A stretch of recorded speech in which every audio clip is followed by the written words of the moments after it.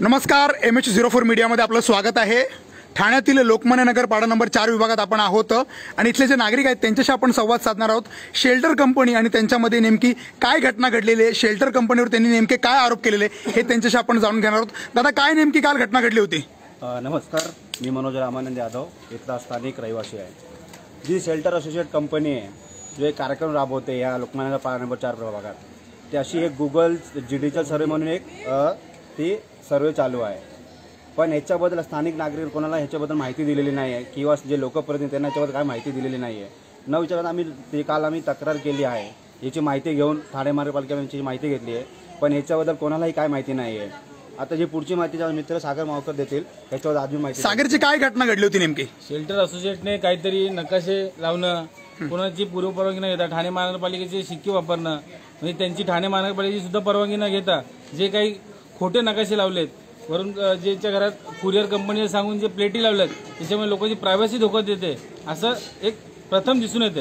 आणि यांच्याकडे कुठली परवानगी न घेता हे काम फक्त एक अनधिकृतपणे असं चालवण्यात आपल्याला हे जे स्टिकर आहेत, हे जे बोर्ड आहेत आपण पाहतोय, हे लावताना कोणतीच कल्पना नाही दिली? कोणतीच कल्पना दिली। त्यांचं असं म्हणणं होतं की आम्ही अमेझॉनचे कुरिअरचे तुमच्याकडे येतील, ते डायरेक्ट तुमच्या घरापर्यंत येतील। पण आमचं असं मत आहे की तुम्ही एक विचारलं तरी पाहिजे होतं, किंवा कोणाकडे कुठला कार्डही नव्हतं, आयडी कार्ड नाही, त्यांना सुद्धा माहित नव्हतं की आम्ही का लावतोय। त्यामुळे लोकांमध्ये एक संभ्रम निर्माण झाला आणि लोकांची प्रायव्हसी हे लोक धोक्यात आणण्याचा प्रयत्न करतात। आपल्यासोबत सामाजिक कार्यकर्ते विकास राऊत आहेत। विकासजी, काय सांगाल? कोणत्याही पद्धतीची नागरिकांना कल्पना दिलेली नाहीये, नागरिकांचा मोठ्या प्रमाणात रोष आहे, आपण कशा पद्धतीने या गोष्टीचा पाठपुरावा केलेला आहे? आता 2 दिवसापूर्वी पूर्ण लोकमान्य नगर पाडा 4 मध्ये या नंबर प्लेट लावण्यात आल्या आणि ज्यावेळेस या नंबर प्लेट घराघरात लावण्यात आल्या, सर्वांना असं सांगण्यात आलं की हे सर्व कुरिअरचं आहे म्हणून, की तुमच्या घरी कुरिअर वगैरे व्यवस्थित आला पाहिजे। आता आपण जर ही नंबर प्लेट पाहिली, त्या नंबर प्लेटचे पहिले जे हे 4 डिजिटल आहेत, तर हे तुमचं लोकमान्य नगर पाडा नंबर 4 हे दर्शवतं, आणि हे जे पुढचे 4 आकडे आहेत हे तुमचं घर म्हणजे ही व्यक्ती हे दर्शवतं। आता ही जी त्यांनी नंबर प्लेट लावलेली आहे, ही प्रत्येक घराघरावरती लावलेली आहे। त्याच्यामुळे काय झालं, आम्ही त्यांच्याकडे जेव्हा विचारपूस केली तर त्यांनी असं म्हटलं की ठाणे महानगरपालिकेचे आम्ही कर्मचारी आहोत, त्यांच्यातर्फे आम्ही आलेलो आहोत, त्याच्यामुळे आम्ही हे लावतो। तर त्याच्यानंतर आम्ही सहाय्यक आयुक्त जे आहेत ठाणे महानगरपालिकेच्या आपल्या प्रभाग समितीच्या सौ नैना ससाने यांना, आपल्या ज्या प्रभाग समितीचे अध्यक्ष आहेत आशा डोंगरे यांच्या दालनात त्यांची आम्ही भेट घेतली। स्थानिक सर्व आपले जे माझे सहकारी मित्र आहेत, नागरिक आहेत, ते आम्ही सगळं त्या मिटिंगमध्ये होतो। जवळजवळ 2 तास आमची मिटिंग झाली।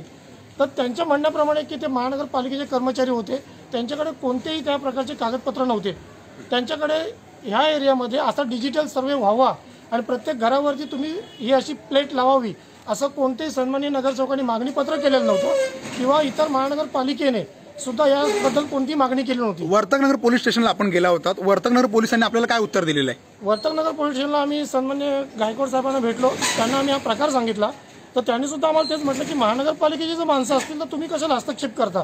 तर त्यांना आम्ही ही गोष्ट निदर्शनास आणून दिली की महानगरपालिकेची ती माणसं नाही आहेत, आणि सहाय्यक आयुक्त ज्या मॅडम आहेत नैना ससाने, त्यांनी स्पष्ट शब्दात सांगितलं की आमच्या प्रभाग समितीमधून कोणत्याही प्रकारची परवानगी घेण्यात आलेली नाही, हे संपूर्ण काम अनधिकृत झालेलं आहे। आता ही जर तुम्ही पट्टी बघाल तर ही पट्टी कमीत कमी 300 रुपयाची एक पट्टी आहे, आणि ह्या अशा संपूर्ण एरियामध्ये जवळजवळ 4000 घरं आहेत। मग त्या हिशोबाने कमीत कमी 8 लाख रुपयाच्या ह्या पट्ट्या लागलेल्या आहेत। या 8 लाख रुपयाच्या पट्ट्या महानगरपालिका 1 रुपया यांना देत नाहीये, त्यांच्यातर्फे नाही। हा पैसा यांना पुरवला कोणी? आज 12 लोकांची प्रत्येक एरियामध्ये घराघरात जाऊन या पट्ट्या लावत आहेत, त्या 12 लोकांना पगार देतोय कोण? ह्याच्या मागे मेन उद्दिष्ट कोणाचं आहे आणि काय आहे हे इथल्या नागरिकांना काहीच कल्पना नाहीये। सगळ्यांची संभ्रमाची अवस्था झालेली आहे।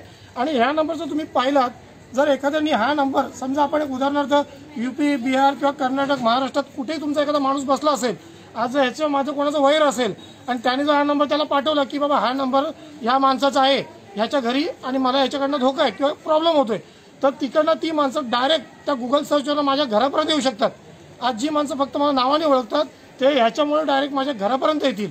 आज ह्या ज्या लोकमान्य नगर पाडा नंबर 4 मधल्या ज्या आमच्या महिला आहेत, भगिनी आहेत, उद्या एखादा जर कोणाची रस्त्यामध्ये त्यांची वाईट नजर पडली, काय झालं, तर ह्या नंबरमुळे उद्या ती माणसं डायरेक्ट त्यांचा पाठलाग करत त्यांच्या घरापर्यंत येऊ शकतात।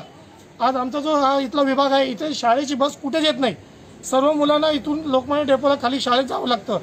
पण जर एखाद्याच्या मनात चुकीचा विचार आला, एखाद्या मुलाला जर किडनॅप करायचा प्रकार झाला पैशांसाठी, तर ह्या नंबर प्लेटमुळे तो मुलगा राहतो कुठे तो लोकमान्य डेपोला येताना मध्ये अंतर किती आहे आणि कुठल्या वेळेत येतो हे सर्व याच्यावरून स्पष्ट होतं आणि त्याच्यामुळे तशी किडनॅपिंग होऊ शकते हे नाकारता येत नाहीये आणि ही बाब स्थानिक पोलिसांना सुद्धा पटली, सहाय्यक आयुक्तांना सुद्धा पटली आणि त्यांनी 2 दिवसामध्ये ह्या पट्ट्या काढायला सांगितल्यात. पण तुम्ही पाहाल तर आज पण संपूर्ण एरियामध्ये ह्या पट्ट्या आहेत तशाच आहेत, याच्यावरती कोणती कारवाई करण्यात आलेली नाहीये.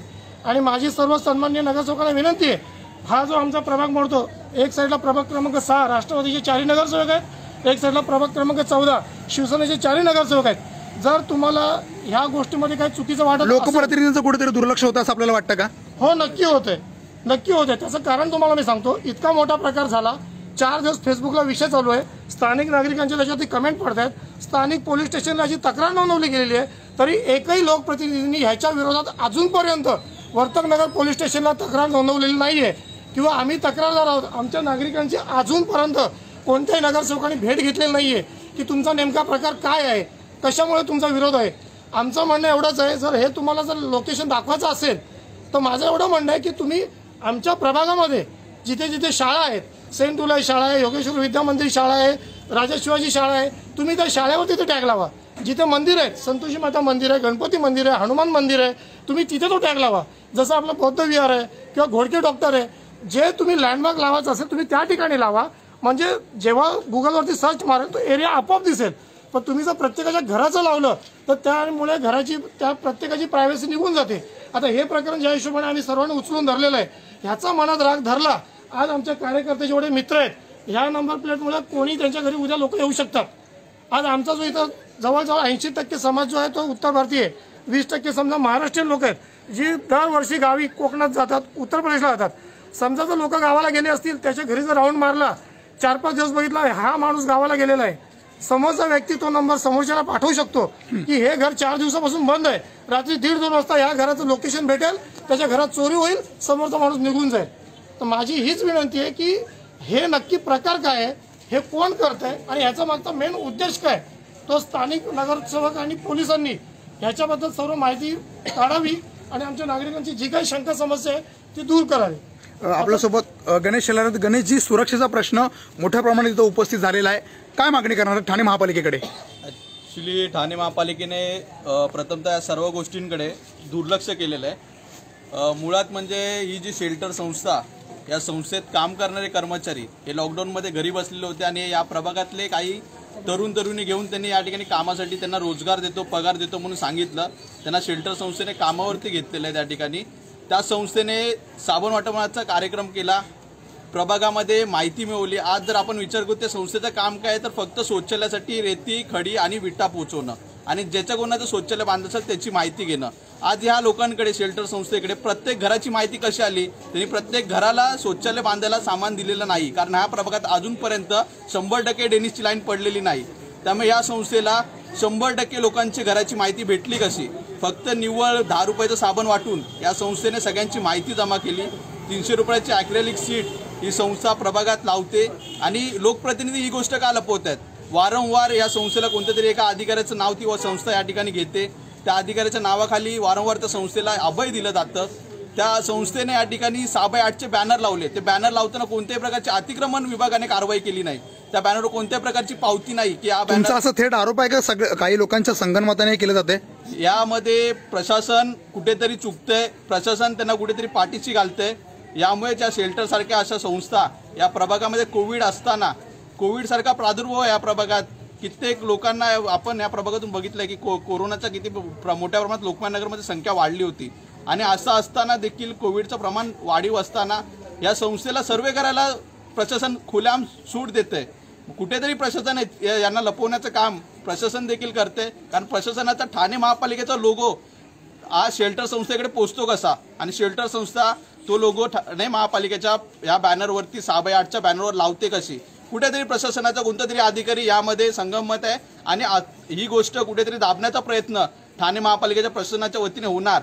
पण नागरिकांचा आवाज या ठिकाणी उठवलेला आहे विकास राऊत साहेब आणि त्यांच्या सर्व सहकाऱ्यांच्या माध्यमातून आणि हा आवाज आम्ही एकदा आव्हान केलं तर या ठिकाणची तरुणाई पूर्ण त्या घरावरील प्लेटी काढून फेकून येईल त्या ॲक्रिलिक सीटच्या. पण कुठेतरी ठाणे महापालिकेने जर तुम्ही टॅक्सचा भरणा आमच्याकडून करून घेतात, पाणी बिल जे आहे आमच्याकडून भरून घेतात, जर आमच्याकडून ठाणे महापालिका अपेक्षा करते 4 पैसे घ्यायची, तर आमच्या ज्या ठिकाणी आम्ही जिथे आहोत ते सुरक्षा पुरवण्याचं काम देखील ठाणे महापालिकेचं आहे.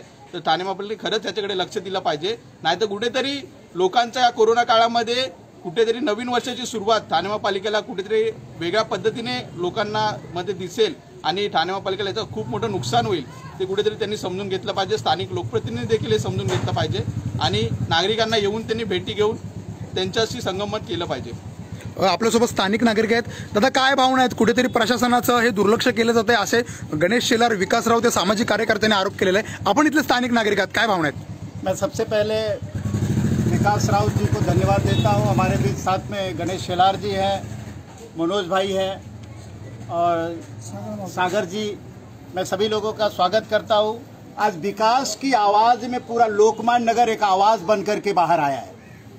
ये आज का प्रश्न नहीं है, ये लगभग जब से सदियों से, जब से लोकमान्य नगर का पाड़ा नंबर 4 स्थापित हुआ है तब से ये आवाज़ है, लेकिन कोई आवाज़ बन करके बाहर नहीं आ रहा है. सिर्फ एक व्यक्ति महत्व हमेशा पेपर के ऊपर, हमेशा ब्रॉडकास्टिंग, हमेशा फेसबुक पर नजर आता है. ये लोकमान्य नगर का दुर्भाग्य है. लोकप्रतिनिधींकडे काय मागणी कराल? इथल्या नगरसेवकांकडे काय मागणी कराल? सबसे पहले संक्षिप्त में अपनी बातें रखता हूँ कि यहाँ के जिम्मेदार नगर सेवक जो हमारे पास शिवसेना से है और राष्ट्रवादी से है, यहाँ पर एक भी हॉस्पिटल नहीं है, एक भी ज्येष्ठ नागरिकों के बैठने के लिए कोई सुलभ स्थान नहीं है, स्कूल नहीं है, गार्डन नहीं है.